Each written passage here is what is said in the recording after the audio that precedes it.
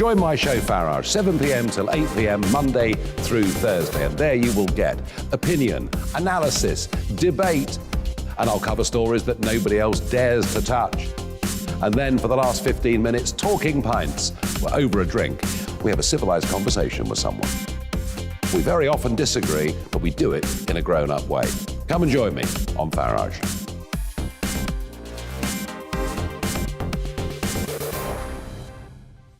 I'm Colin Brazier. I've reported from more than 70 countries around the world, covered wars from Afghanistan to Iraq, from Lebanon to the Balkans. I'm trying to bring that experience, that feel for events, to the studio. And something else. I'm ready to give an opinion. Today's stories with a spark. Brazier from 8 p.m. weekdays on GB News. Join us for the Political Correction. We're here every Sunday to correct politics and put you, the people, back in charge. We talk about all areas of the United Kingdom, including Northern Ireland. Our debate goes way beyond the Westminster Village. It's about the real country. It's about your opinion. So please, we want you to tell us what you think. This is the Political Correction. Every Sunday morning from 10 a.m. here on GB News.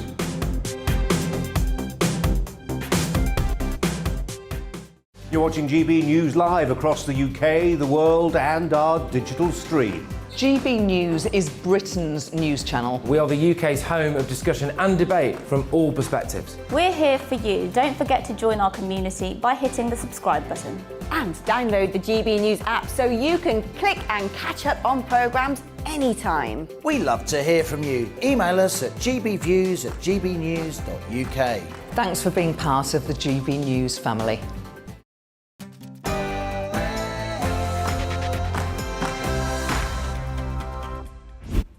As you know by now, GB News prides itself on being the home of free speech, and I think no segment demonstrates that better than Uncancelled, where Britain's top commentators are allowed to speak out on controversial issues without the fear of the cancel culture sweeping the rest of the media. You won't find hysteria here, but reasoned arguments from the likes of Great Barrington Declaration scientist Dr. Bhattacharya and Dr. Martin Kulldorff, A State of Fear author Laura Dodsworth, Spectator Associate Editor Douglas Murray, and the star columnist Rod Liddle on the topics that matter most to you.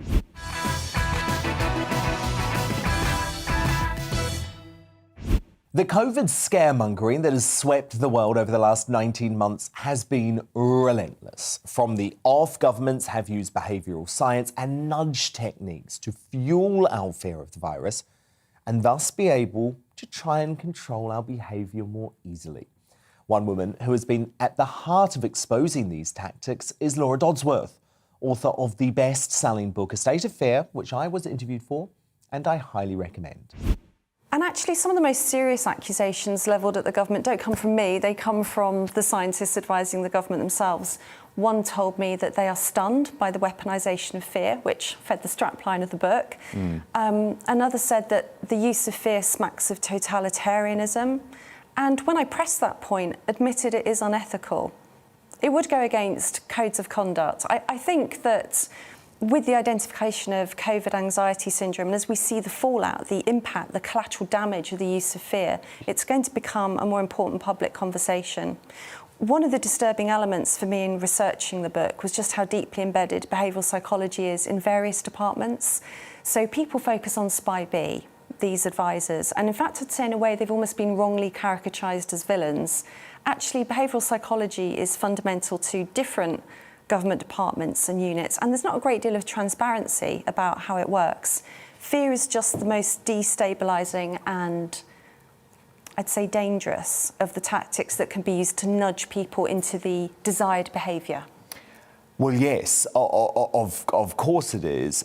But what's so fascinating, and Dominic Cummings has admitted this, you know, the government's fear in the early days of the pandemic is that the British people would not be terrified, that we wouldn't listen to the nudge tactics, and that in fact, after just a few weeks, we would ignore lockdown measures. So that's one of the reasons why they went so hard with all of the terrifying messaging. why do you think that the British public actually was so susceptible to the message and actually embraced lockdowns? And the polling now even shows that the majority of Brits would prefer harder and longer lockdowns and would prefer to take a much more conservative approach to reopening. OK, there's lots to pick up on there. I mean, first of all, mobility data shows that people changed their behaviour before lockdown and before the fear campaign. People, I believe, would naturally temper their behaviour in an epidemic because it's frightening. I'm sure everybody was thinking, you know, will I get this? Is it going to affect me? Is it going to affect my family? Is it going to affect my community? Everybody would be thinking like that. I think a government that relies on nudge and subliminal methods and fear messaging to control the population, to make them behave a certain way, has stopped trusting the population. And I actually think the British people deserve a lot more respect and trust than that. The trans debate has been a contentious subject throughout 2021, from the introduction of the Olympics' first trans athlete to the attempted cancellation of J.K. Rowling over her stance about women's rights. Radio legend Jenni Murray was one of my first uncancelled guests who tackled the debate and gave her passionate case for the preservation of the word woman. You know, I don't care if a woman wants to live as a man or a man wants to live as a woman. Whatever, be happy, whatever you want to be, but don't stamp on the toes of those of us who were born women. Sex actually does matter, biology matters, and we have fought for years and years and years to have the right to have single-sex spaces, to have refuges for women who have suffered domestic violence, all of those things, prisons that the sex needs protecting. And that was my argument, you know. But like J.K. Rowling, you're then called transphobic and a TERF. A TERF. When somebody suggests that when I had my 2 sons, I chest-fed them. No, I didn't. I breastfed them. What's wrong with the word breast? It's our word. Women have breasts. You don't chest feed a baby. Yeah. But you felt, I guess what's happened to a lot of people, though, is they feel the world around them change. And I presume you felt the BBC around you change. You didn't necessarily change. They did. The whole question of impartiality has become stricter, I think. You know, there were times with previous directors general where I was actually asked to write a column for The Express. Oh, you know, it's great. It's really good publicity for Women's Hour. It's got much stricter. Yeah, because you were also stopped from covering the election, I believe, and that's because, Brexit. That's because I was a Remainer, and I managed to make that clear. But what was one of the reasons that, you know, when I went to tell my boss that I was going to leave, he said, "Oh no, my goodness, what are we going to tell the audience? They're going to be really upset." And I said, "No, this is my decision. I want to go." And one of the reasons I wanted to go was to be freer, to say what I wanted. And you are unleashed now. And I'm unleashed at the Daily Mail, the lovely Daily Mail. What we know is if you fat shame somebody, it doesn't help at all. It just makes them draw back into their upset and their depression, and they go and eat you to the cupboard. Bar of chocolate. Well, no, absolutely, and I know a lot about this because I've been 3 stone heavier than I am now and 3 stone lighter than I am now. And I hate saying this, Jenni, because it makes me feel like I'm turning into one of those snowflakes that I despise. But I don't like the F word, and that's why I was so interested that you used it. And I'm talking about the FAT word because for me, I assumed that it's was the like one you were talking about, dagger. not the other one. No, not the other one. Because for me, it's like a dagger. It's like a dagger. Do you know what I mean? Because that's one of the words that's been thrown at me. It is. It's really upsetting, but you owned it. I own it, absolutely. And I think we need to be honest about it. So you would describe yourself as fat? Not now. No, but previously. Good Lord. No, but when you were 23 stone, because I never would. When I was that size, I would never say it. I was obese. What But see, obese is okay for me. Why? I'm okay with obese because it feels like a medical term. There's something about that word That fat. just means fat, love, that's all it No, I means. know, I know. I'm very sad to say that COVID was probably the word of the year in 2021. But rather than spew out all of the absolute hysteria of the mainstream media, I sought to shed light on how we could best deal with the pandemic while preserving our way of life and limiting other health crises. One of my inspirations is Professor J. Bhattacharya. He's from Stanford University. He's the co-author of the Great Barrington Declaration too. It's really hard, right? Because I don't think perfect focus protection is possible anywhere when the disease is widespread. But you can do better than places like the UK. And actually, I shouldn't just blame the UK. Where I live, California did. And the key is that you have to think to yourself that it is possible, and then start designing policies, for instance, to protect nursing homes. A lot of the deaths in the UK have happened in care homes, and just as in California, where I live, many of the deaths have happened in nursing homes. You have to protect people live in the workforce, older people in the workforce, who, if exposed to the virus, would face dire risk. So for essential workers that are required to go out, maybe give them sick leave or give them lots and lots of strategies were possible, and not all of them adopted.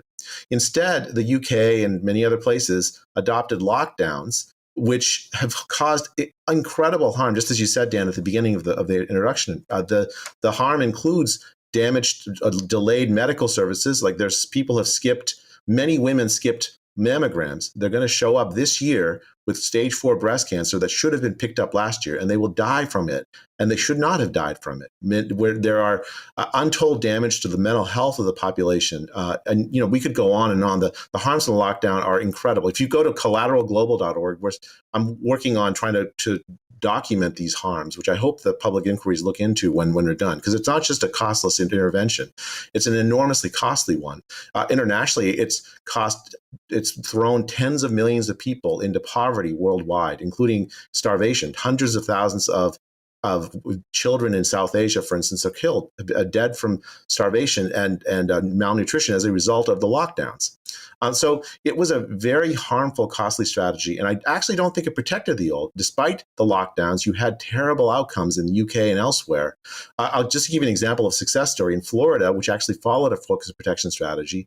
It's had lower mortality once you adjust for the age, the older age distribution of Florida, than California. Actually, even if you don't do the adjustment, it's had lower. And California is locked down. For a year and a half, my children have not had normal school, whereas in Florida, 100% of the schools have been in person. So to answer your question, yeah, it's a complete mistake to have relied on lockdowns as a strategy. It's not actually protected people against COVID and has had all these collateral harms. At the same time, I also celebrate what we've achieved. I don't think it's not just that we should look back and pick at what we did. I agree with you, Dan. It's worth doing that, but it's also worth celebrating.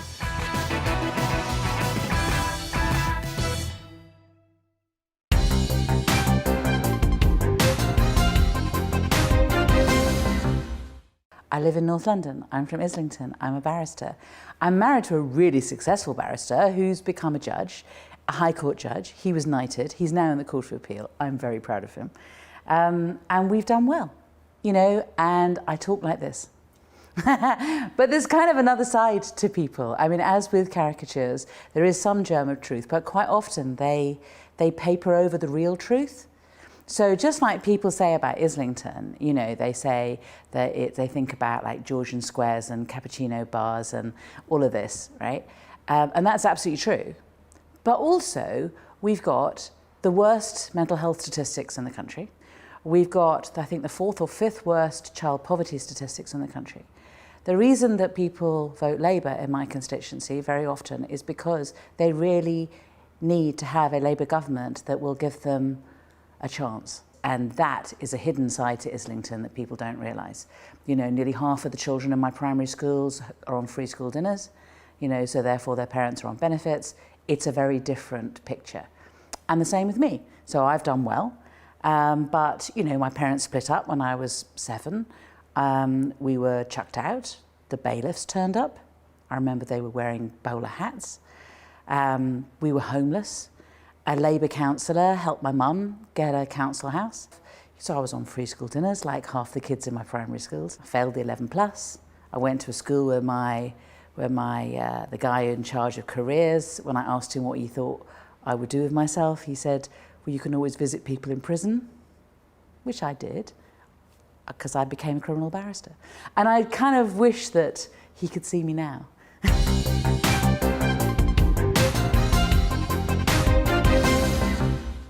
You're watching GB News live across the UK and the world on our digital stream. GB News is Britain's news channel. We are the UK's home of discussion and debate from all perspectives. We are here for you. Don't forget to join our YouTube community by clicking on that subscribe button. And if you want the GB News app, you can click and catch up on programmes anytime. We love to hear from you, so email us. gbviews@gbnews.uk. Thanks for being part of the GB News family. My name is Andrew Doyle. Join me every Sunday evening at 7 p.m. for Free Speech Nation. This is a show where we address current affairs and news stories of the week with the help of two wonderful comedian panellists. I brought in comics because I want to give it a lighter edge, and also they work for less. See you there.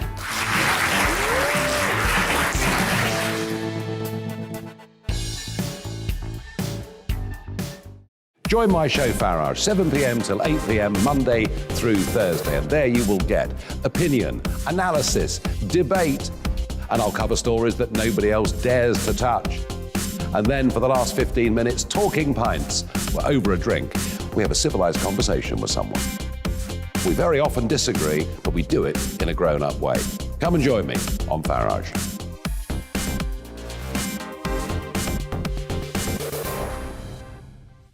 I'm Colin Brazier. I've reported from more than 70 countries around the world, covered wars from Afghanistan to Iraq, from Lebanon to the Balkans. I'm trying to bring that experience, that feel for events, to the studio. And something else. I'm ready to give an opinion. Today's stories with a spark. Brazier from 8 p.m. weekdays on GB News.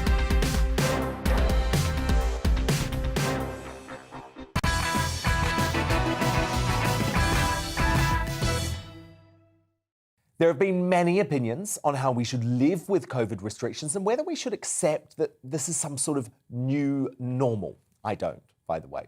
But many of those who questioned this approach were often silenced by the left and the mainstream media.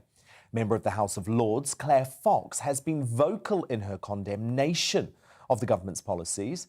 In this interview, she discussed how people coped during the pandemic while isolated from their loved ones.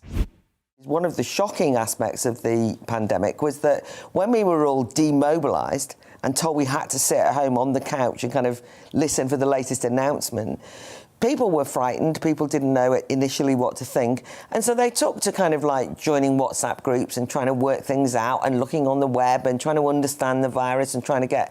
And then they found that innocent questions, you know, like saying, well, does anyone understand this part of the virus? Suddenly, somebody'd say, oh, there's a great video interview with some doctors in America, and then YouTube would take it down. And then the government were describing anything that didn't fit a particular narrative, and actually pressurising the big tech to take things down. They were saying that is misinformation. Now that then created this atmosphere of censoriousness that made people, I think, become suspicious of official information, and it's fueled... Well, there's been a lack of scientific debate at a time where you could argue scientific debate has never been more important. But I think it was also about trusting us to say we can sort out the wheat from the chaff. Look, there are some mad ideas around, but that's what public debate's around, where you can start saying that's a crazy idea. When they start banning things or start creating an atmosphere where they say that is a dangerous piece of information, that sadly fuels conspiratorial thinking. Emma Raducanu's victory this year at the US Open was a proud moment for most Brits. But for some reason, many on the left tried to use the new superstar's heritage to push a political cause. The brilliant author and Spectator columnist Douglas Murray spoke with me about how sport was being used as a justification for open borders. The thing that made me so angry about this, Douglas, was an assumption, an absolute assumption in this narrative that Emma Raducanu and her family, as legal immigrants to the UK, would support mass illegal immigration across the Channel. Whereas actually, the more illegal immigrants that enter the UK without their papers and that sort of thing, the less immigration there is of brilliant citizens like the Raducanus. Yeah, that's right. It's great to be with you, Dan. That's completely right. There has been, what I mentioned in this recent column to Spectator was that it's just so stunning to me that 7 decades, as I said, after mass immigration began into the UK, we still have this kind of unbelievably pre-elementary debate about it, where the fact that Emma Raducanu happens to have been born to parents who migrated to the UK somehow means she has to be used as part of a political football to explain that therefore all immigration is great. And there are lots of things that come in a set of presumptions and claims like that. One of them is that there's sort of no difference, as you mentioned, between legal and illegal immigration. Of course there is. The difference is the law. The second thing is that it sort of suggests that immigration is only a good. And after 7 decades, we should be able to say, yeah, it's got lots of good things in it. And nobody tires of pointing them out. And there are downsides too. And you've got to take the rough with the smooth, the ups with the downs, and that we should by now be able to recognize that. We shouldn't have to pretend, as I said in the column, that everyone, for instance, crossing the Channel into Dover is a future US Open winner, and that basically Britain should announce to the other countries that they shouldn't bother sending anyone to the US Open in future. It will be a totally British-dominated podium for the rest of time. These are sort of just nursery-like fallacies, and I'm just stunned that they keep being trotted out after all of these years, because the public know better than this. We know it's a complex picture. We're not just bigots in waiting who have to be sort of hit with a stick to get into line with all of the pabulum you hear from figures like those that I quoted in my piece and you just quoted. But it's not just this. This is an example of the fact that on issue after issue in modern Britain, we seem to be totally incapable of being treated like adults and having conversations that adults should be able to have. While the Conservative Party maintained a poll lead for most of the year, many traditional Tories have started to lose faith with the party as a result of Boris Johnson's big government approach, including increased taxes and continued draconian controls on the way we live thanks to COVID. So is Nigel Farage's former party Reform the answer? Its new leader, Richard Tice, sat down with me to put his case. You know, they tried to cancel us, but actually we have, as you say, we've been uncancelled. Yes. And not before time. By the polls? Yeah, by the polls, and because actually what's happened is people have suddenly realised that they're no longer the Conservatives. I've been calling them for 6 months the con-socialists. They are the party of high tax, high regulation, meaning low growth and lower wages. So in a sense, they're just like the Labour Party. So they're both socialists, and that actually is not what people who voted Conservative at the last election, including many Red Wall voters who had never previously voted Conservative, so they're looking elsewhere and they say, who's going to stand up for decent, ordinary British workers? Do you need a high-profile defection to actually have a presence at Westminster? All comers welcome. It would be, of course, it would be great. I mean, it would be. And is there a chance of that? Are you speaking to anyone? I mean, obviously, I couldn't reveal negotiations on the live on air. But are there Tory MPs, without naming any names? There are some very disgruntled Tory MPs. And have they approached you? Who realise that this is no longer the party that they thought it was. And they can't trust what their leaders say. They don't recognise the Prime Minister from the person who was elected in December 19. And they're very, very concerned. And they're working out what can they do about it. And I think, you know, democracy is best served when there's more choice. You get more debate, more discussion, and then voters have essentially, they've got more choice. So we've got, as we speak, I've got about 280 candidates for the general election. We'll be standing, give or take, 600, and there'll be 5 parties that are standing that sort of number of candidates, and we'll be one of them. Rod Liddle has arguably been our most popular regular on Uncancelled this year. He's got his booze, sometimes he's got his cigarettes, but most importantly, he talks about the major issues of the day with an ample dose of dry wit and unapologetic comments. On this next highlight of 2021, I spoke with Rod about the continued culture war within the music world and the effects it has had on the industry. If I were a black violinist who had just been taken on by the English touring opera, I would be extremely worried that I'd been taken on not because I was a brilliant violinist, but because of the colour of my skin. And that's the other terrible thing it does, is that it casts doubt upon the people who are taken on, who may come from ethnic minority backgrounds, and who are not there because they're brilliant, but because they're black, which is an absurdity and condescending and vile. I mean, I remember when I was at the Today programme, editor of the Today programme, we had a large number of ethnic minority reporters, producers, researchers, and so on the programme. And we had to do audits, race audits all the time, which really annoyed me. And it annoyed them, and it annoyed me that there would be any suggestion that any of them would have been taken on because of the colour of their skin rather than because they were brilliant journalists. It is condescending, patronising, and it's wrong, purely wrong. And do we have any idea why the Arts Council didn't seem to back this decision? Was this just the ETO being uber woke as a sort of renegade organisation, or did they think there was some sort of pressure to diversify?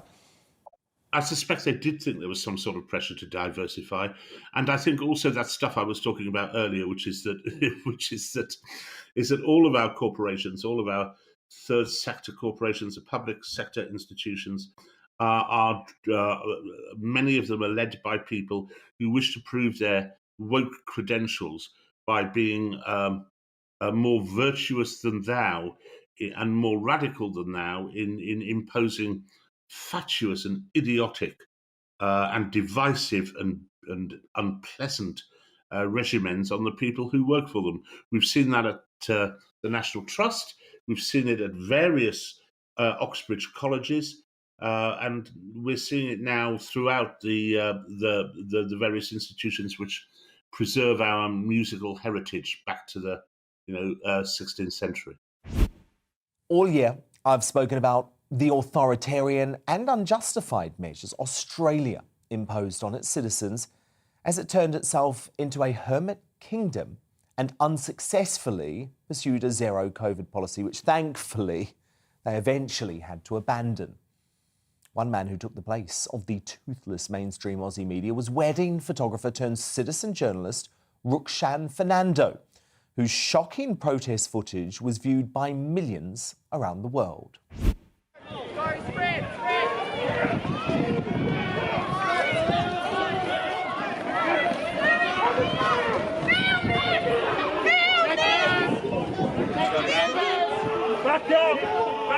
Squad, you got the police, you saw them grab a few people.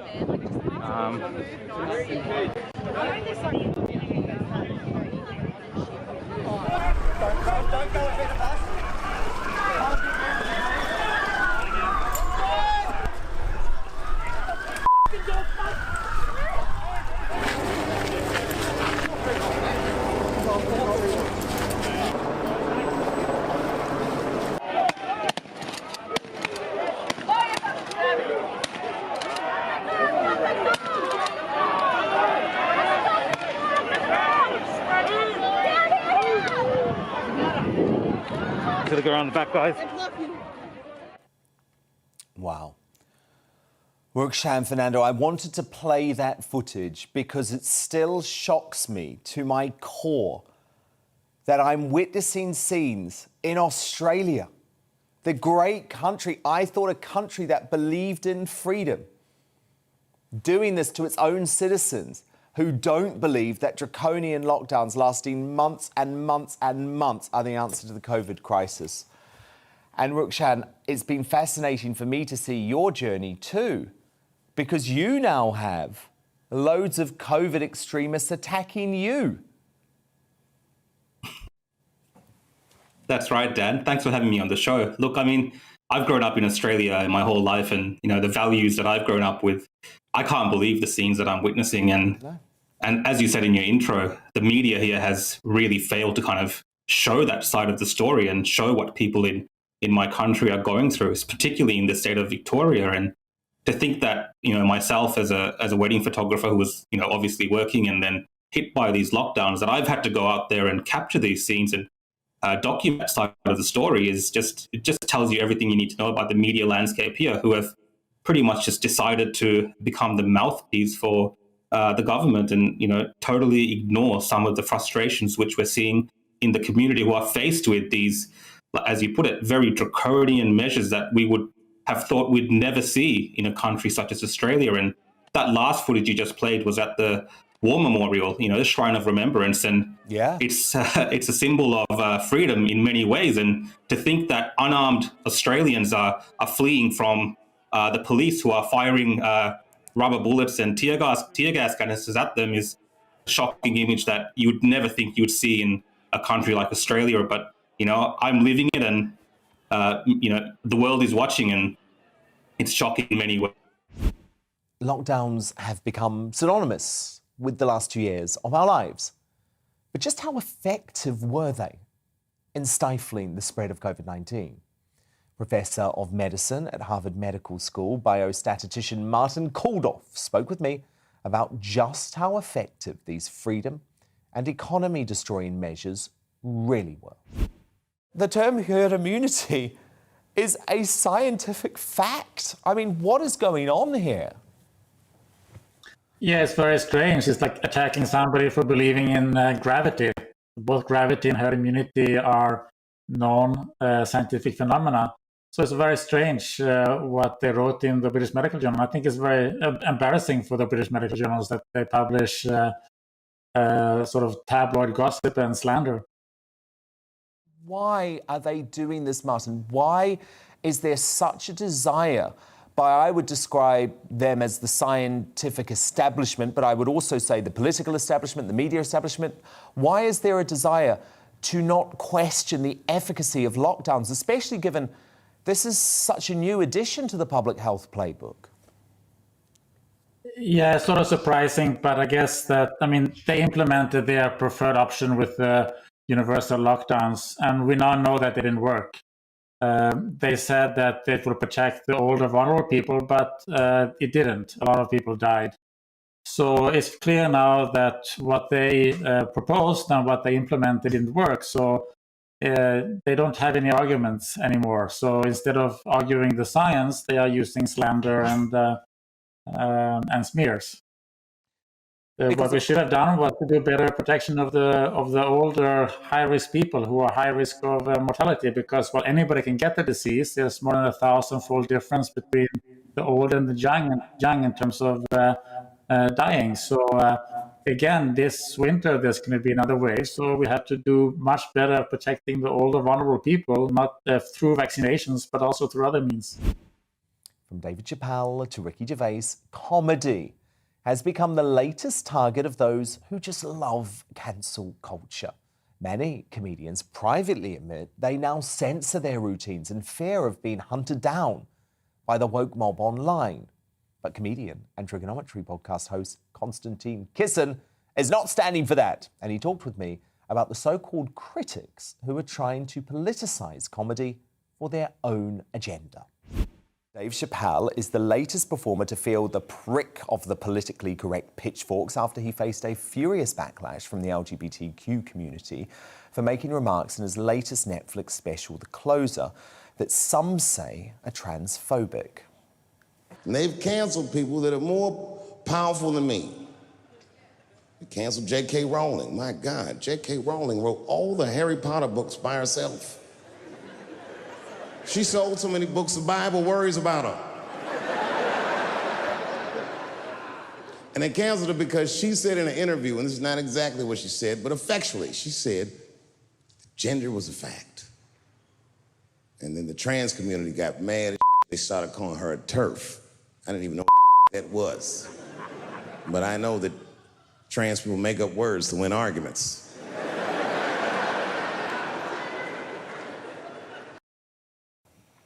Now, Netflix staff members joined the circus in Hollywood today as they staged a walkout in protest at the special not being taken down. To chants of Trans Lives Matter, campaigners pushed for Netflix to respond to a list of asks, including the hiring of more trans executives and greater spending on trans and non-binary content. But they were met by counter-protesters who simply said, "We like his jokes." And as the comedian Konstantin Kisin points out, there has been a real disparity between how much real audiences truly enjoyed his latest stand-up special versus how the woke critics rated it. Did they hate it because Chappelle dared to, in their view, punch down at angry trans activists, or was it because he called out perfectly the far left's faux woke rage and hypocrisy? So is giving certain groups special protection from the butt of comedians' jokes not patronising and ironically denying them true equality? Well, I'm delighted to say the comedian and Trigonometry podcast host Konstantin Kisin joins me now. Konstantin, wow, what do you make of this one? Well, it's good to be back, Dan. I'm starting to think Dave Chappelle is even cleverer than I always thought, because I think this is a very good ploy by him to get as many people as possible to watch his last special. And I'm seeing a lot of people saying that. You know, I didn't even know who Dave Chappelle was. I didn't know what he does. And this is the first of his specials that I've seen. And now I've gone back and watched all the previous ones. So well done to him on getting the attention that I think his special deserves. But I think you're right, Dan. We are in a position now where, you know, the irony of it is, and you played a very short clip there of him talking about the trans issue, but Dave Chappelle goes after everyone. I'm Jewish, as you know. He makes fun of Jews. In fact, at one point, I think he jokingly compares Jews to the Nazis of all people, and so on and so forth. He makes fun of black people, white people, women, etc., men, of course. And if you sat through that whole thing and you thought, well, this is all very well, and these are just jokes, but then when it gets to your particular issue, then you have a massive meltdown. I think you're not being very consistent there, which is interesting. And of course, Chappelle did say with this that the reason people get upset with his jokes is that they don't listen, and it's good to see them proving them wrong. British rapper Zuby became an outspoken voice during the pandemic over his concerns about how COVID has been used to control our daily lives. He's become a popular voice for the voiceless on social media, and one of the guests on my show who receives the biggest reaction from you. Zuby, we're going down a very worrying path in the UK, as I know you're following closely. Today, the news confirmed by the government that there will be an official no jab, no job policy in the NHS from April. If you are not double vaccinated, you're booted, no matter what level of natural immunity you have, no matter your age, no matter the service that you've put into the NHS. What's happening to the UK, Zuby? This is insane, and it's not that this is just happening in the UK. These are the same policies sweeping through across the USA, Canada, various Western European countries, New Zealand, Australia, even certain developing countries. And the notion that you're going to put the job, I mean, look, firstly, last year it was all clap for the NHS, these people are heroes and whatnot. And now I think it's absolutely disgusting the way that they are now being villainized. The same thing has happened in all of these other countries. Also, the notion that people are concerned that the hospitals are overwhelmed or going to be overwhelmed, and then you want to fire tens of thousands or up to 100,000 healthcare workers, people who have been working throughout all of this thing while lots of people have been sitting on their butts, watching TV, working from home, collecting easy paychecks, whatever. These are the people who have actually been dealing with the patients. Tons of them have already contracted the virus and recovered from it and got strong antibodies, very robust immune systems already. And there's no logic to this. There's no science. And this is what it is that causes people to raise their eyebrows and ask questions.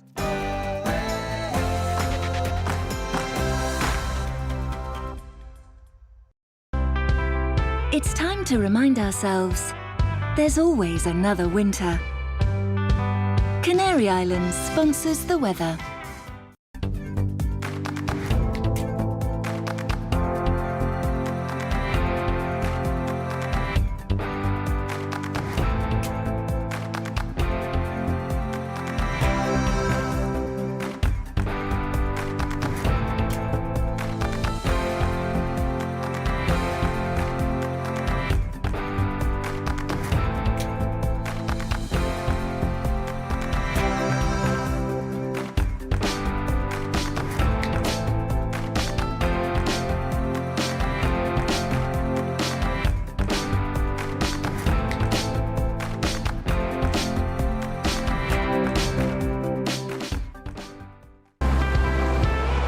Canary Islands sponsors the weather.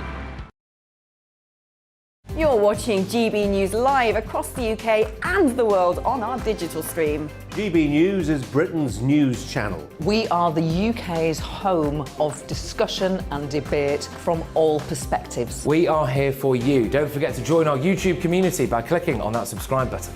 And if you want the GB News app, you can click and catch up on programmes anytime. We love to hear from you, so email us. gbviews@gbnews.uk. Thanks for being part of the GB News family. My name is Andrew Doyle. Join me every Sunday evening at 7 p.m. for Free Speech Nation. This is a show where we address current affairs and news stories of the week with the help of two wonderful comedian panelists. I brought in comics because I want to give it a lighter edge, and also they work for less. See you there.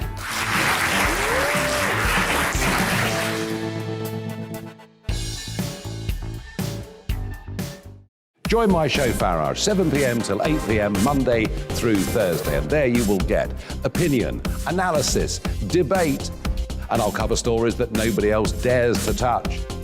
And then for the last 15 minutes, talking pints. We're over a drink. We have a civilized conversation with someone. We very often disagree, but we do it in a grown-up way. Come and join me on Farage.